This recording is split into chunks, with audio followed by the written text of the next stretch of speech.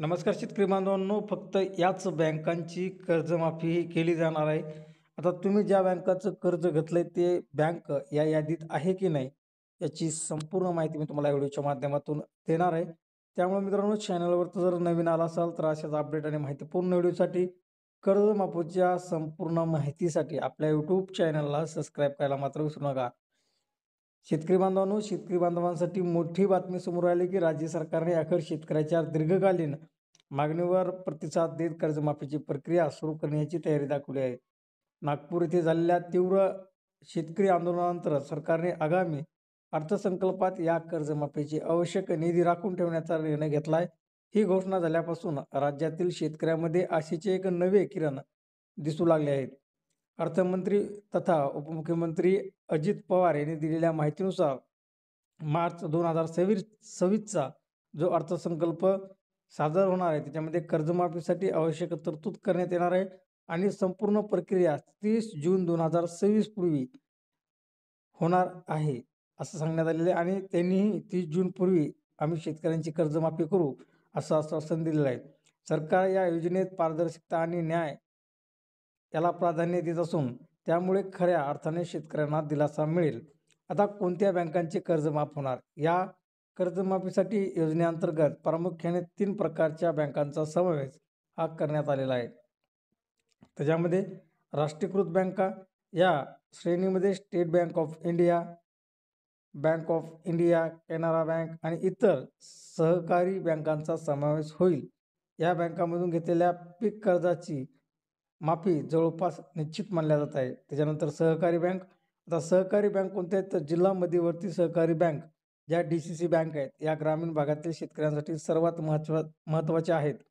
बहुतांश शेतकरी आपले पीक कर्ज याच बँकातून घेतात, त्यामुळे या बँकांमधील पात्र कर्जमाफीची माफी निश्चितपणे लागू होईल. त्याचबरोबर ग्रामीण बँका, ज्या बँकांच्या नावातच ग्रामीण शब्द आहे, जसे की महाराष्ट्र ग्रामीण बँक, त्या बँकाही या योजनेमध्ये समाविष्ट असतील. अशा 3 प्रकारच्या बँकांमधील पात्र शेतकऱ्यांचे पीक कर्ज जवळपास 100% माफ होण्याची शक्यता शासन स्तरावर व्यक्त करण्यात आलेली आहे. खाजगी बँकाबाबतचा निर्णय अजूनही प्रतीक्षेत आहे. त्यामुळं सरकारकडून मिळालेल्या प्राथमिक माहितीनुसार HDFC, ICICI, कोटक महिंद्रा यांच्यासारख्या खाजगी बँकांच्या पीक कर्जाबाबत अजूनही अंतिम निर्णय घेतलेला नाही. मात्र शासन स्तरावर या विषयावर चर्चा असून काही विशेष निकषानुसार या बँकांचाही समावेश होऊ शकतो अशी शक्यता आहे. कोणत्याही संस्थानामक या योजनेतून वगळलेले नाही.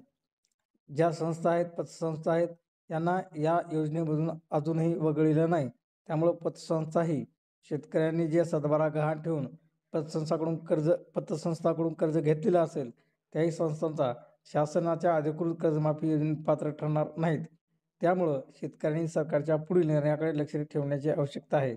आता कर्जमाफीचे जे काही नियम व निकष काय असतील, तर सरकार लवकरच या योजनेच्या अटी व शर्ती जाहीर करणार आहे. त्यामध्ये खालील मुद्दे स्पष्ट केले जातील. त्याच्यामध्ये थकबाकीदार शेतकऱ्यांच्या कालावधीत कोणत्याही तारखेपासून विचारात घेतला जाणार नाही. कर्जाची मर्यादा कितीपर्यंत असेल, कोणत्या प्रकारच्या पीक कर्जाला पात्रता दिली जाईल आणि पात्रतेचे दस्तऐवज कोणते आवश्यक असतील, अशी कोणतीही घोषणा त्यांनी केलेली नाही. या सर्व निकषाची घोषणा एप्रिल 2026च्या पहिल्या आठवड्यात अपेक्षित आहे. हा व्हिडिओ तुम्हाला कसा वाटला कमेंट बॉक्समध्ये सांगा. अशाच कर्जमाफीच्या अपडेट आणि माहितीपूर्ण व्हिडिओसाठी आपल्या यूट्यूब चॅनलला सबस्क्राईब मात्र नक्कीच करा. भेटूयात पुढील व्हिडिओमध्ये. तोपर्यंत थांबतो.